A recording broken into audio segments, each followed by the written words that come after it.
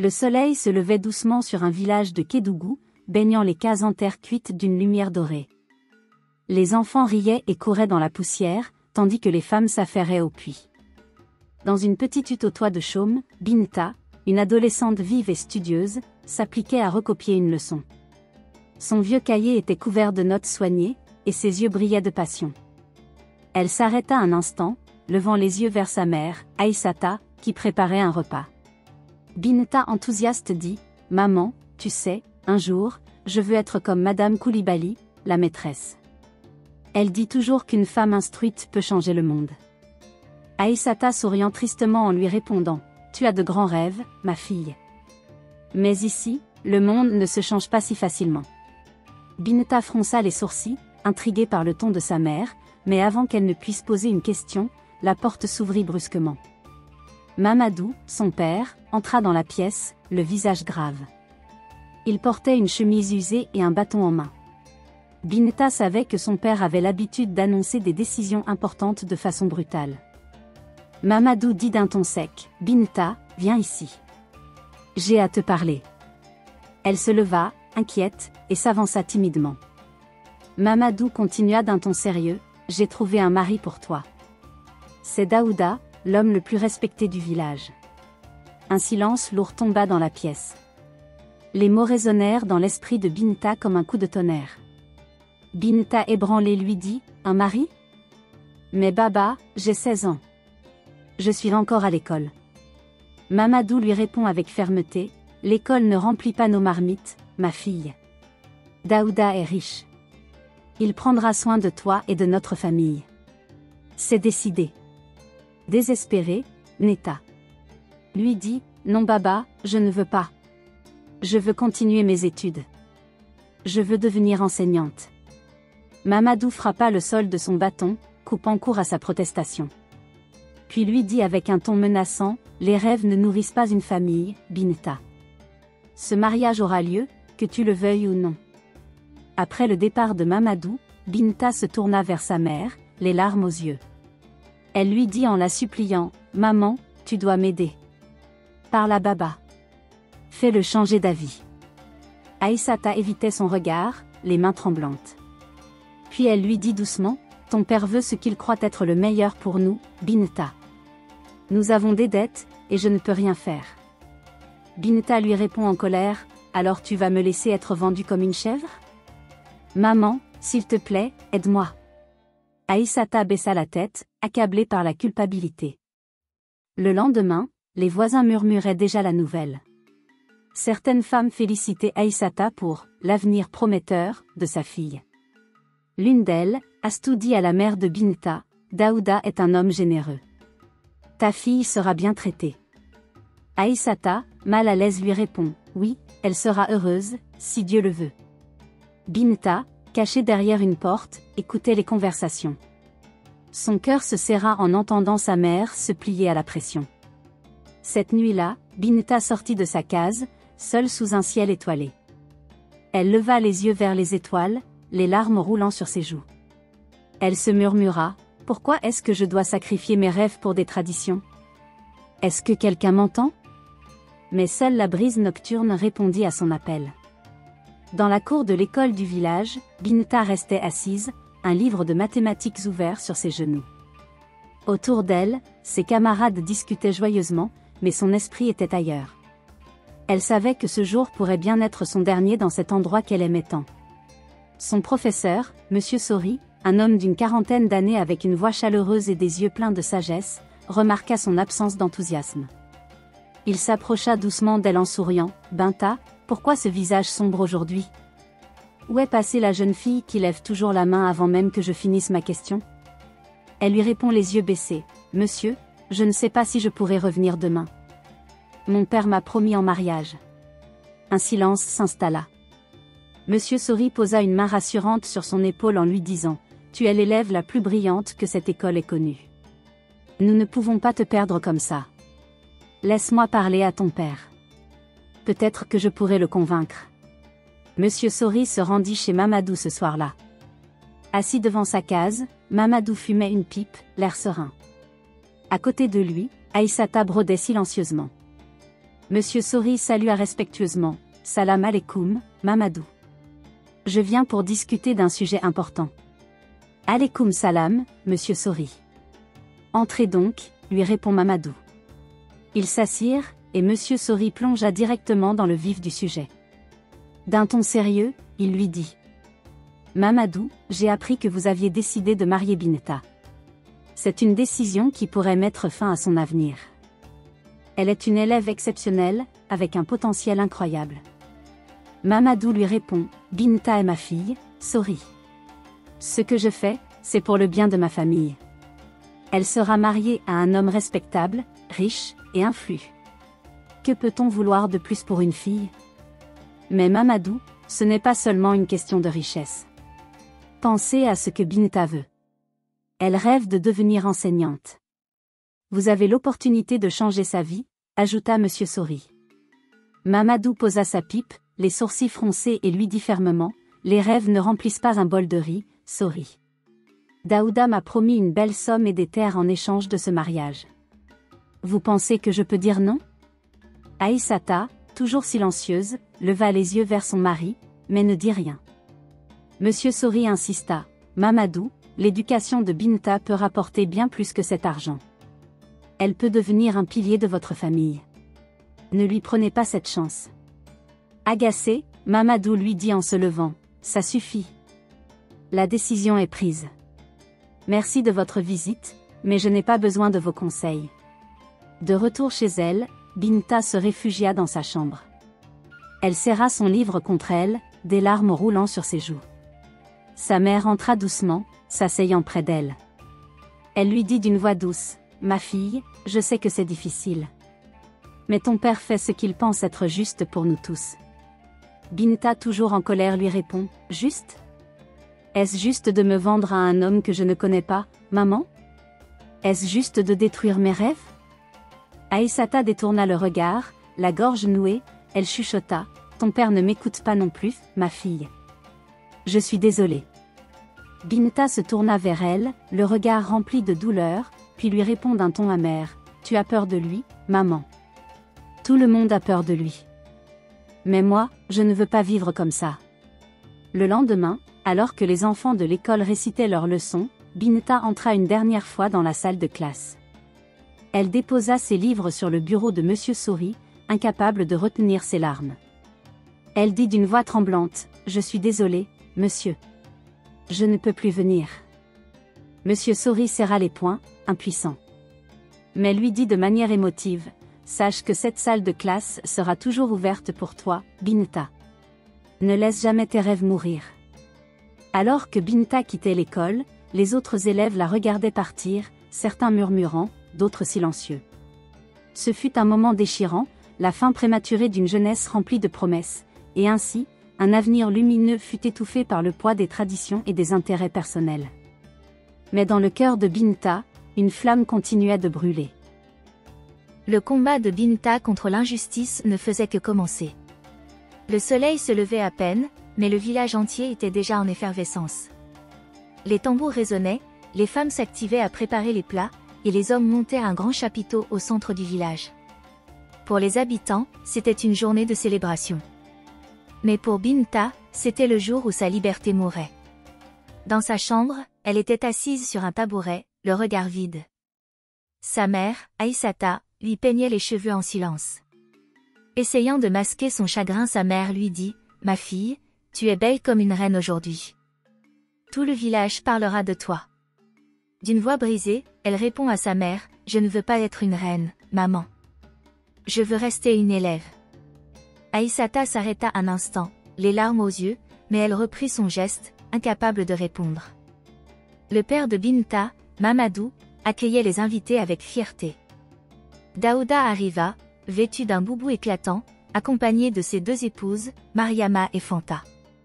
Il dit à Mamadou en riant, « Aujourd'hui, tu me rends l'homme le plus heureux.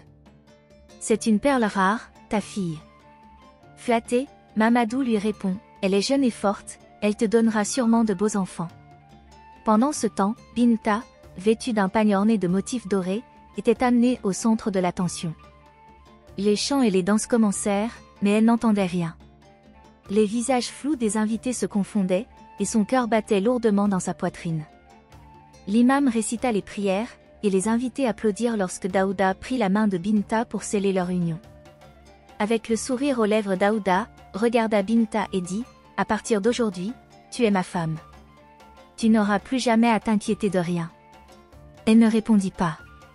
Ses mains tremblaient, mais elle les serrait pour ne pas montrer sa peur. Après la cérémonie, les invités festoyaient. Des rires et des chants emplissaient l'air. Mais dans un coin, Mariama et Fanta observaient Binta avec méfiance. Mariama murmura à Fanta, « Alors, c'est elle, la nouvelle? Elle est si jeune. » Fanta répond avec amertume, « Jeune et jolie, surtout. Mais ne t'inquiète pas, elle apprendra vite qu'être la troisième épouse n'est pas un conte de fées. » Quand la fête prit fin, Binta fut accompagnée chez Daouda, une grande maison située un peu à l'écart du village. Dans la grande salle de la maison, elle fut installée sur une natte. Daouda lui dit fièrement, « Voilà ton nouveau foyer. Tu verras, ici, tu seras bien traité. Mariama et Fanta t'aideront à t'adapter. » Mariama et Fanta les observaient, leur regard était lourd de jugement. Mariama dit poliment, mais froidement, « Bienvenue, Binta. Nous espérons que tu sauras respecter les règles de cette maison. » Fanta ajouta d'un ton sarcastique, « Et ne crois pas que ta jeunesse te donne un avantage ici. Nous avons travaillé dur pour mériter notre place. » Elle baissa les yeux, incapable de répondre. Elle se sentait comme une étrangère dans cette maison qui était désormais la sienne. Cette nuit-là, elle fut conduite dans une petite chambre à l'écart des autres. Elle s'assit sur le lit, les larmes coulant silencieusement. Elle chuchota pour elle-même, « Pourquoi moi? Pourquoi dois-je vivre cette vie que je n'ai pas choisie ?» Dans l'autre pièce, Daouda se vantait auprès de ses amis venus le féliciter. Avec le rire gras, il disait à ses amis, « Elle est jeune, mais elle apprendra vite. Avec le temps, elle comprendra qu'elle a beaucoup de chance de m'avoir. » Alors que le village dormait, une ombre s'étendait sur le cœur de Binta. Son mariage, célébré avec faste, était pour elle un fardeau insupportable. Mais au fond de son esprit, une petite voix lui murmurait qu'elle ne devait pas abandonner. La fête était terminée, mais pour Binta, le véritable combat ne faisait que commencer. Une flamme, faible mais persistante, brûlait encore en elle. Cette flamme, un jour, pourrait bien éclairer son chemin vers la liberté. Le premier matin dans la maison de Daouda, Binta se réveilla avec une boule au ventre. La chambre était simple, mais les murs lui donnaient l'impression d'être enfermée dans une cage. À peine avait-elle ouvert les yeux qu'une voix retentit. Mariama du fond du couloir, dit sèchement, « Debout, Binta. Ici, ne reste pas au lit comme une princesse. » Elle se leva en silence, le regard vide. Elle enfila rapidement un pagne et sortit de la chambre. Dans la cour, Mariama et Fanta, les deux premières épouses de Daouda, l'attendaient. Fanta lui dit avec un sourire moqueur, « Alors, la petite nouvelle, prête à devenir une vraie femme? Ici, on n'a pas le temps pour les rêves. » Mariama redit plus sérieusement, « Il y a des règles dans cette maison. Tu es la troisième épouse, et tu feras ce qu'on te dit. Sinon... » Elle fit claquer ses mains, laissant la menace planer. Elle fut immédiatement mise au travail. Elle devait balayer la cour, préparer le petit déjeuner, et servir Daouda avant de s'occuper des tâches ménagères.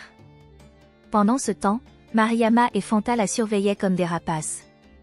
Le soir, de retour à la maison, Daouda dit à Binta, « As-tu passé une bonne journée ma belle? Tu t'habitueras vite. Ici, chaque femme a son rôle. Tu verras, tout ira bien. » Elle hocha la tête, incapable de répondre. En milieu de journée, alors qu'elle lavait le linge près du puits, Fanta s'approcha avec un panier. « Fanta, d'un ton tranchant, n'oublie pas, petite, c'est à toi de laver les habits de Daouda. Et fais bien attention, il déteste quand il sent encore le savon. » Binta lui répond calmement, mais avec un soupçon de défiance, « Je vais m'en occuper. » Fanta fronça les sourcils, agacée par le ton de la jeune fille, mais elle ne dit rien. Chaque soir, après une journée d'épuisement, Binta se retirait dans sa petite chambre. Là, à l'abri des regards, elle sortait un vieux carnet qu'elle avait réussi à emporter. Elle chuchota pour elle-même, « Ils peuvent me forcer à vivre cette vie, mais ils ne peuvent pas me voler mes pensées. » Avec un crayon usé, elle écrivait tout ce qu'elle ressentait, sa douleur, ses espoirs, et ses rêves brisés. Un soir, alors qu'elle écrivait, Mariama ouvrit brusquement la porte. D'un air soupçonneux lui dit « Qu'est-ce que tu fais là? Pourquoi es-tu encore éveillée ?» Binta referma précipitamment son carnet et le glissa sous son pagne. Elle lui répond d'un ton nerveux « Rien. Je réfléchissais. » Mariama plissa les yeux, mais elle se contenta de hausser les épaules. Mariama dit en quittant la pièce « Peu importe. N'oublie pas, demain, tu as encore beaucoup de travail. » Un jour, alors qu'elle était seule dans la cour, Binta observa les enfants qui jouaient dans la rue. Une petite fille tenait un morceau de craie et traçait des lettres sur le sol. Binta murmura pour elle-même, avec un sourire triste, « Enseigner. C'était ça mon rêve. » Elle se pencha, ramassa un bâton, et traça elle aussi des lettres dans la poussière. Pour un court instant, elle retrouva une parcelle de joie. Mais cette joie fut de courte durée. Fanta, qui passait par là, la vit et fronça les sourcils. Elle lui dit d'un ton agressif, « Tu crois que tu es encore à l'école? Ici, tu n'enseigneras rien à personne. Tu ferais mieux de te concentrer sur ta place dans cette maison. » Binta se releva, le regard plein de dignité. Elle lui répond calmement, « Peut-être que vous avez accepté cette vie, mais moi, je ne peux pas. » Fanta resta sans voix, choquée par le courage de Binta. La journée reprit son cours, mais quelque chose avait changé en Binta. Malgré la dureté de sa vie, elle sentait en elle une force qu'elle ne connaissait pas. Chaque mot écrit dans son carnet était une promesse qu'elle se faisait, elle ne se laisserait pas briser. Dans cette cage dorée où l'on espérait l'étouffer, Binta trouvait des brèches pour laisser entrer la lumière. Elle ne savait pas encore comment, mais un jour, elle briserait ses chaînes. Le marché du village était animé ce matin-là. Les étals colorés débordaient de fruits et de légumes, et les femmes discutaient bruyamment tout en négociant les prix. Binta, envoyée par Mariama pour acheter du poisson, se déplaçait timidement, évitant les regards curieux des autres villageois. Soudain, une voix familière l'interpella. « Binta! C'est bien toi ?» Elle se retourna, et son cœur se serra en reconnaissant Issa, son ancien camarade de classe. Il avait grandi, son sourire était toujours aussi chaleureux. Elle répond faiblement, « Issa. » Issa s'approcha avec enthousiasme, étonné mais joyeux, il lui dit, « Ça fait si longtemps. Tu te souviens de nos discussions sous le grand manguier?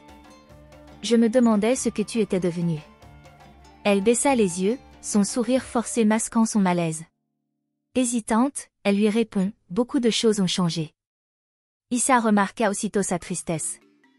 Alors qu'ils marchaient côte à côte, Issa insista, « Dis-moi, Binta, pourquoi as-tu cet air si abattu?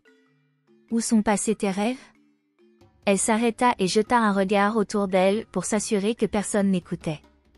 Puis d'une voix basse, elle lui dit, « Je n'ai plus de rêve, Issa. Mon père m'a forcé à me marier. » Les yeux d'Issa s'élargirent sous le choc. « Marié? À qui? » lui demanda-t-il. « À Daouda. Un homme de l'âge de mon père, déjà marié à 2 femmes, lui répondit Binta. Issa serra les poings, furieux, mais il se força à rester calme pour ne pas attirer l'attention. Ce n'est pas la Binta que je connaissais. Tu ne peux pas abandonner comme ça. Plus tard dans la journée, Issa retrouva Binta près de la rivière, à l'abri des regards indiscrets. Issa lui dit d'un ton sérieux, « Écoute, je ne peux pas te laisser comme ça. Tu mérites mieux que cette vie. As-tu pensé à t'enfuir? » Binta regarda autour d'elle nerveusement en chuchotant, « M'enfuir? Tu ne comprends pas. Daouda est puissant. Il a des hommes partout. Et puis, où veux-tu que j'aille? Tu pourrais venir à la ville avec moi. Je connais des gens qui pourraient t'aider, lui répond Issa. Les mots d'Issa éveillèrent un espoir qu'elle croyait éteint, mais elle secoua la tête. Elle dit de manière résignée, « C'est impossible, Issa. Il me surveille tout le temps, surtout Mariama. Elle ferait tout pour me faire échouer. » De retour à la maison, Mariama observait Binta avec suspicion. Elle avait remarqué son sourire furtif et son comportement inhabituel. D'un ton sarcastique, elle lui dit, « Alors, petite Binta, tu as passé une belle journée au marché? » Binta lui répond froidement, « Oui, comme toutes les autres. » Mariama plissa les yeux, mais ne dit rien. Plus tard, elle confia ses soupçons à Fanta. Elle cache quelque chose, cette fille. Je l'ai vue parler à quelqu'un au marché. Je parie qu'elle mijote quelque chose. Fanta lui répond d'un air amusant, une rébellion? Laisse-la rêver. Elle comprendra vite qu'il n'y a pas d'échappatoire. Mais Mariama n'était pas dupe. Elle décida de surveiller Binta de plus près. Le lendemain, Issa parvint à glisser un mot à Binta lorsqu'il la croisa près du puits, « Je pars dans 3 jours.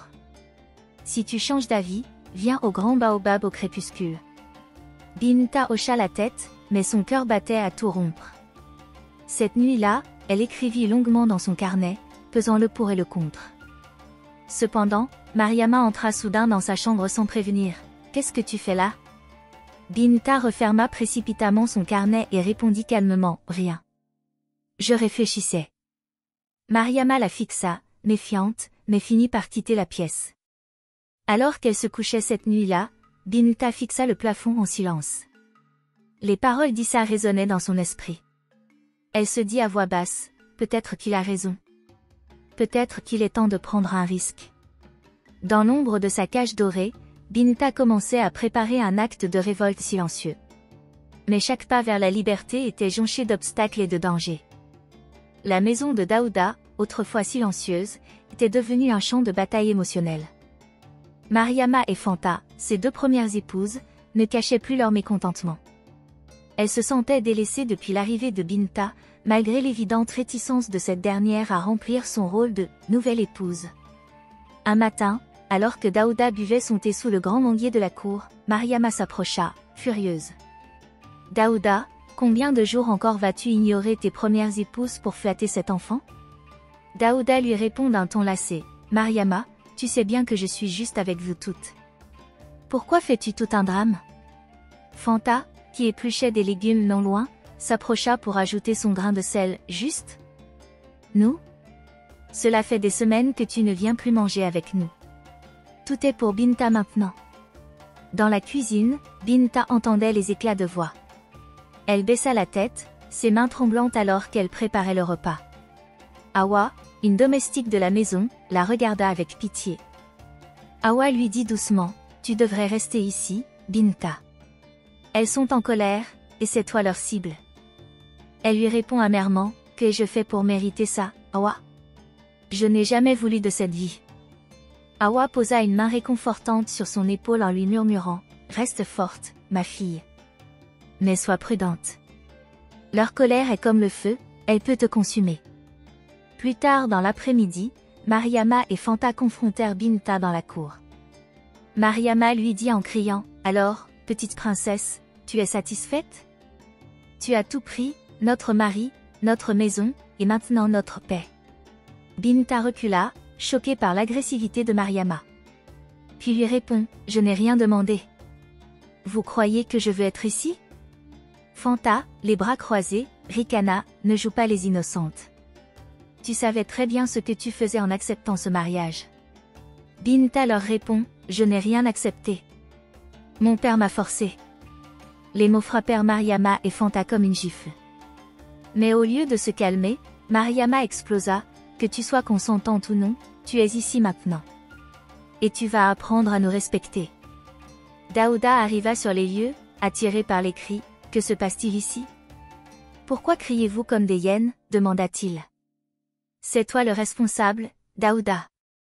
Tu as amené cette fille dans notre maison et maintenant tu nous ignores, » dit Mariama, furieuse. Fanta appuya, « Nous ne sommes plus rien pour toi, Daouda. Tu passes tout ton temps à flatter cet enfant. » Daouda fronça les sourcils, tentant de calmer le jeu, « Assez. Vous êtes mes épouses, et je ne permettrai pas que vous vous comportiez ainsi. Vous devez vivre en harmonie, c'est clair ?» Mariama s'avança, le regard plein de défi. « Harmonie ? Ce mot n'a plus de sens ici, Daouda. » Elle tourna les talons et s'éloigna, suivie de Fanta, qui marmonnait des insultes à voix basse. Cette nuit-là, Binta s'enferma dans sa chambre. Elle sortit son carnet et commença à écrire tout en chuchotant. Chaque jour, cette maison m'étouffe un peu plus. Je suis seule, piégée entre un mari que je n'aime pas et des femmes qui me détestent. Où trouverai-je la force de continuer ? Des larmes silencieuses roulèrent sur ses joues. La maison de Daouda, autrefois symbole de richesse et de stabilité, était désormais gangrenée par la jalousie et la colère. Binta, au centre de cette tempête, cherchait désespérément une issue, mais chaque porte semblait fermée. La nuit était calme, et la maison de Daouda s'endormait lentement. Sous un baobab massif, non loin de la cour, Issa attendait, un sac en toile à la main. Binta, discrète comme une ombre, le rejoignit. « J'ai ramené ce dont tu m'as parlé », lui dit Issa en souriant. Il lui tendit le sac, qui contenait des cahiers, des stylos, et un vieux manuel scolaire. « Merci Issa. Tu ne peux pas savoir ce que ça signifie pour moi, répondit Binta avec gratitude. Ce que je sais, c'est que tu n'es pas faite pour cette vie. Tu as toujours rêvé d'enseigner, et tu le feras. Peu importe les obstacles. Dit Issa de manière ferme. Elle baissa les yeux, émue mais inquiète. Si Daouda ou Mariama découvrent ça, je ne sais pas ce qu'ils pourraient faire. Alors, ils ne doivent jamais le savoir. Mais tu ne dois pas abandonner, lui répond Issa avec détermination. De retour dans sa chambre, elle rangea précieusement ses nouveaux outils sous son matelas. Pendant ce temps, dans une autre partie de la maison, Awa, sa mère, était plongée dans ses pensées. Ils étaient venus rendre visite à leur fille. Assise sur un petit tabouret, elle observait le ciel nocturne. Son mari, Mamadou, ronflait bruyamment à l'intérieur, mais elle ne trouvait pas le sommeil. Elle se murmura « Ai-je trahi ma fille ? Ai-je vraiment agi comme une mère devrait le faire ?» Le poids de ses regrets semblait l'écraser. Elle se leva et d'un pas hésitant, et se dirigea vers la chambre de sa fille. En entendant frapper doucement à sa porte, Binta se figea. « Qui est là ?» demanda-t-elle. « C'est moi, ta mère. »« Puis-je entrer ?» Elle ouvrit la porte, méfiante. « Je voulais parler avec toi, » lui dit sa mère. Binta lui dit froidement, « Parler ? Depuis quand t'intéresses-tu à ce que je ressens ?» Awa baissa les yeux, honteuse, « Je sais que je t'ai laissé tomber, Binta. Mais je suis ta mère. Je veux comprendre ta douleur, même si je suis venue trop tard. » Elle croisa les bras, les larmes aux yeux point. « Trop tard, oui. Où étais-tu quand papa m'a vendue à cet homme ? Où étais-tu quand mes rêves ont été brisés ?» Awa posa une main tremblante sur l'épaule de sa fille, « J'étais faible. J'avais peur de ton père, peur des traditions. Mais je vois aujourd'hui combien j'ai eu tort. Tu méritais mieux, ma fille. » Sa fille resta silencieuse, le cœur partagé entre la colère et l'espoir ténu que sa mère pouvait encore être son alliée. Le lendemain, Issa fit passer un mot discret à Binta par l'intermédiaire d'Awa, qui commençait à s'impliquer dans le secret de sa fille. Elle lui dit en chuchotant, tendant le mot, « C'est de ton ami Issa. Fais attention, Mariama te surveille comme un faucon. » Elle déplia le message avec précaution. « Rendez-vous demain soir près du manguier. Je veux te montrer quelque chose qui pourrait changer ta vie. » La curiosité et l'espoir mêlés firent battre son cœur plus vite. Le soir venu, elle rejoignit Issa à leur point de rendez-vous habituel. « J'ai parlé à un vieil ami de notre ancien professeur, Monsieur Sori. Il organise des cours du soir pour des jeunes filles comme toi, celles qui ont été contraintes d'abandonner l'école, » lui dit Issa. Elle resta bouche bée, l'espoir brillant dans ses yeux pour la première fois depuis longtemps. « Des cours du soir ? Tu veux dire que je pourrais étudier à nouveau ? » « Oui. Ce ne sera pas facile, mais si tu es prête à prendre des risques, je t'aiderai. » lui répond Issa en souriant. Alors qu'ils discutaient, une silhouette se dessina à quelques mètres. C'était Mariama. Elle les observait dans l'ombre, les bras croisés. « Alors, voilà ce que tu fais en cachette, petite fille ? Tu complotes avec cet homme ? » demanda Mariama froidement. Binta sentit son cœur s'arrêter. Puis d'une voix tremblante, elle dit, « Mariama, ce n'est pas ce que tu crois. » Mariama s'avança, un sourire méprisant sur les lèvres. « Oh, mais je vois très bien ce que c'est. Une rébellion. » Issa, sentant la tension monter, tenta de s'interposer en disant, « Mariama, ce n'est qu'une conversation entre amis. Rien de plus. » Mais Mariama tourna les talons. Nous verrons si Daouda appréciera cette petite escapade nocturne. Bien que découverte par Mariama, Binta sentit une nouvelle force naître en elle. Elle avait goûté à l'espoir, et rien ni personne ne pourrait l'empêcher de retrouver sa liberté. Mais les obstacles étaient loin d'être terminés. Le soleil du matin se levait sur le village, baignant les cases en argile dans une lumière dorée. Dans la cour de Mamadou, le silence pesait. Il observait sa femme, Awa, s'affairer à préparer le petit déjeuner, mais son esprit était ailleurs.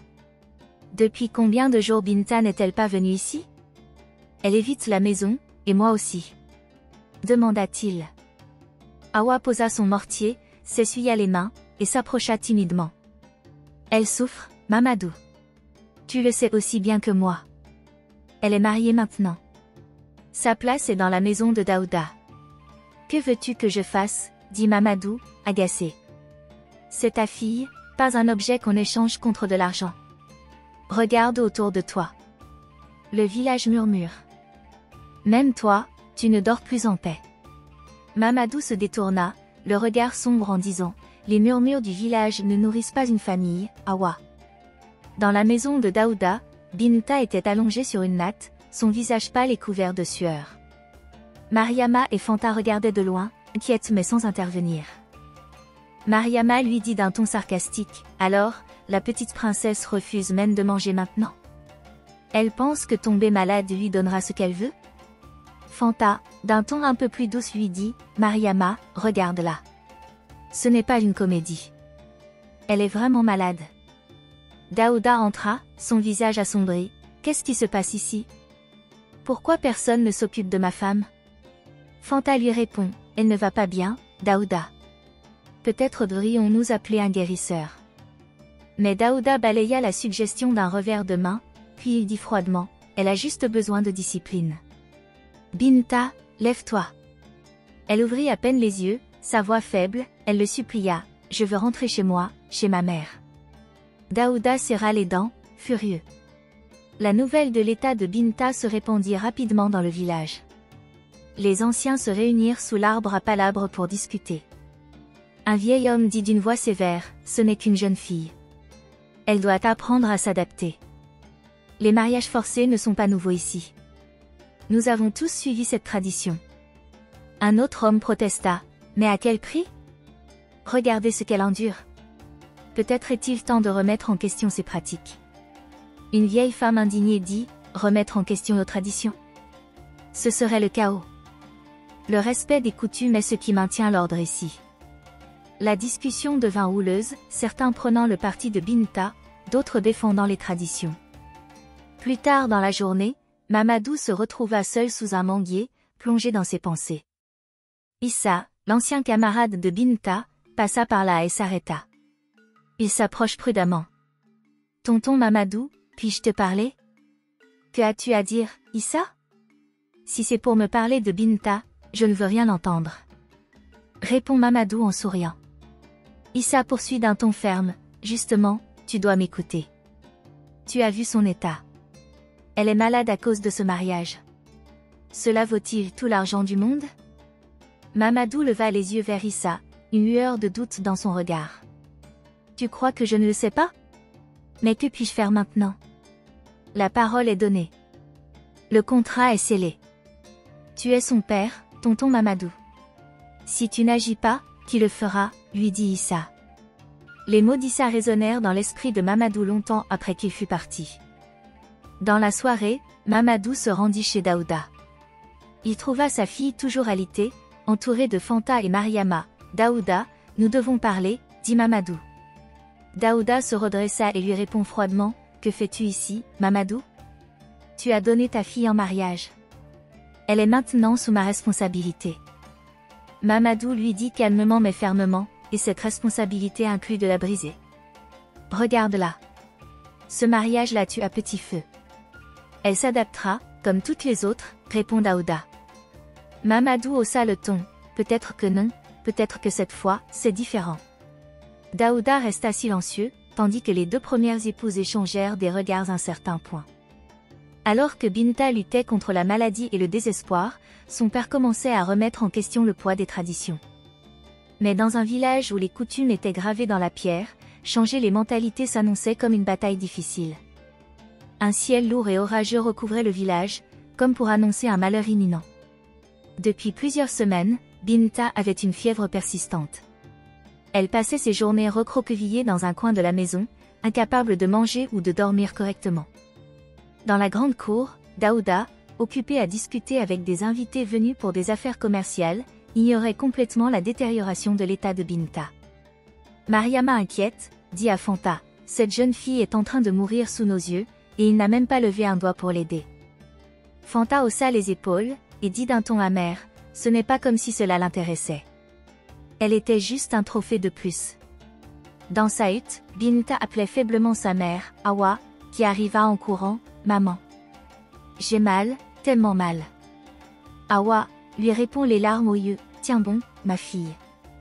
Je vais essayer de convaincre ton mari d'appeler un guérisseur. » Awa se précipita chez Mamadou, trouvant son mari en train de boire du thé avec un voisin. « Mamadou, l'état de Binta s'aggrave. Il faut faire venir un guérisseur ou l'emmener à l'hôpital. Elle est sous la responsabilité de Daouda maintenant. Je lui ai parlé mais il ne m'écoute pas, va lui parler, peut-être qu'il t'écoutera toi. » Awa, furieuse mais impuissante, retourne chez Daouda. « Daouda, ta femme a besoin d'aide. Elle ne tiendra pas longtemps si rien n'est fait. Awa, nous avons des priorités ici. Je suis en plein accord commercial. Elle est jeune, elle se remettra, répond Daouda froidement. Les jours passèrent, et l'état de Binta s'aggrava. Ni Mamadou ni Daouda ne firent le moindre geste. Une nuit, Mariama et Fanta trouvèrent Binta évanouie dans la chambre. Mariama, horrifiée, cria. « Fanta, viens vite. » Elle ne respire presque plus. Les deux femmes appelèrent Daouda, qui arriva avec nonchalance. Mariama dit en criant. « Regarde ce que ton égoïsme a fait. Cette fille va mourir, Daouda. » Daouda haussa les épaules. « Si elle est faible, ce n'est pas ma faute. » Au petit matin, Binta rendit son dernier souffle, seule dans sa hutte, sans avoir reçu aucun soin. La nouvelle de la mort de Binta se répandit comme une traînée de poudre. Le village entier se rassembla pour ses funérailles. Cette fois, le silence n'était pas de deuil, mais de colère. Un ancien du village s'adressa à Mamadou, « Tu as vendu ta fille pour de l'argent. Voilà le résultat. » Une femme du village pointa Daouda du doigt, « Et toi, tu l'as laissé mourir sous ton toit. Aucune richesse ne pourra effacer ta responsabilité. » Mamadou, terrassé par la honte, s'effondra devant la tombe de sa fille, pleurant pour la première fois en murmurant, « Binta, je suis désolé. Je suis tellement désolé. » Daouda, quant à lui, fit face à une rébellion silencieuse de ses épouses. Mariama et Fanta refusèrent de lui adresser la parole, et il fut évité par tout le village. Issa, le fidèle ami de Binta, prit la parole lors des funérailles et dit avec émotion, « Binta était plus forte que nous tous. Même dans sa douleur, elle rêvait d'un monde meilleur pour les jeunes filles comme elle. C'est à nous de continuer son combat. » Les jeunes filles du village, inspirées par ces paroles, décidèrent de créer un groupe pour se soutenir et dénoncer les mariages forcés.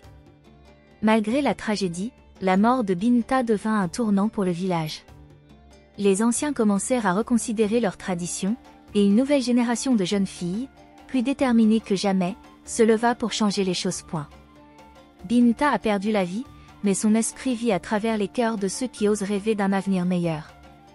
Elle était une étoile brillante, et même si elle a quitté ce monde, sa lumière continue de guider les autres. Une année s'était écoulée depuis la mort tragique de Binta. Le village avait gardé en mémoire cette histoire comme un sombre rappel des conséquences du mariage forcé. Pourtant, Daouda, fidèle à lui-même, semblait avoir tourné la page. Un matin, alors qu'il se rendait dans un marché dans un village voisin, son regard se posa sur Nafissatou, une jeune fille de 17 ans. Avec ses traits doux et son sourire timide, elle ressemblait à Binta dans sa jeunesse. Il se dit en souriant, « Elle sera parfaite. Je ne laisserai pas cette opportunité me filer entre les doigts. » Dès son retour au village, il annonça à ses femmes qu'il avait trouvé sa future épouse. Et elle leur dit d'un ton arrogant, « Préparez-vous. Une nouvelle épouse rejoindra cette maison bientôt. » Mariama lui lance un regard glacé en lui disant, « Une autre ? Après tout ce qui s'est passé avec Binta ? Tu n'as donc rien appris, Daouda ? » Fanta ajouta d'une voix sarcastique, « Peut-être que cette fois, tu comptes la traiter comme une reine. Mais nous savons toutes comment ça finira. » Daouda ignora leurs remarques, considérant leur opposition comme une simple jalousie. Depuis la mort de Binta, Mariama et Fanta vivaient dans le remords. Elles avaient souvent maltraité la jeune fille, la voyant comme une rivale, mais sa mort avait bouleversé leur perception. Elles voyaient désormais Daouda pour ce qu'il était réellement, un homme égoïste et destructeur. En apprenant que Nafissatou était la nouvelle cible de leur mari, elles décidèrent d'agir. Mariama dit à Fanta, avec une voix déterminée, « Nous ne pouvons pas rester silencieuses cette fois. Cette jeune fille ne mérite pas de subir ce que Binta a vécu. » Fanta hocha la tête et lui répond, « Il faut prévenir sa famille. Ils doivent savoir qui est vraiment Daouda. » Elles décidèrent d'envoyer Damba, un ancien respecté du village, parler à la famille de Nafissatou. Damba, un homme à la voix sage et au regard perçant, se rendit chez la famille de Nafissatou. Là, il trouva son père, Abdoulaye, et sa mère, Aminata, en train de discuter des préparatifs du mariage. Damba salua respectueusement puis dit, « Abdoulaye, Aminata, je viens vous parler de Daouda. Avant de lui donner votre fille, vous devez connaître la vérité sur cet homme. » Aminata lui jette un regard méfiant en disant, « Que voulez-vous dire, Damba ? Daouda est riche et respecté. » « Il est riche, oui. Mais il est aussi responsable de la mort de sa dernière épouse, une jeune fille comme Nafissatou. Il a ignoré sa maladie et l'a laissée mourir. Daouda est un homme qui aime utiliser les jeunes filles.